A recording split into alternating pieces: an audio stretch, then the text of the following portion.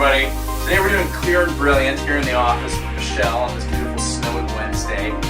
Clear and Brilliant is a really nice treatment, non-surgical treatment for facial rejuvenation. It can be used with the Permea tip for dark spots, sunspots, and sun damage. Or like today, we can use the standard Clear and Brilliant tip for pores, for general rejuvenation, for fine lines and wrinkles.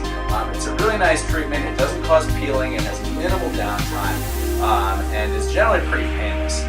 When we do the Permea treatment, it involves no numbing whatsoever. Today we're doing a little bit of a deeper laser treatment on Michelle, so we've had her numb for about 20-30 minutes beforehand. But it should be quick and easy, take about 30 minutes, and she'll be a little bit red for an hour or two afterward. She can go back to work afterward, and she'll typically want to return to us in about 4 weeks for another treatment. Most people for Clear and Brilliant do about 4 to 5 rounds separated by 1 month each. And it's really nice, really easy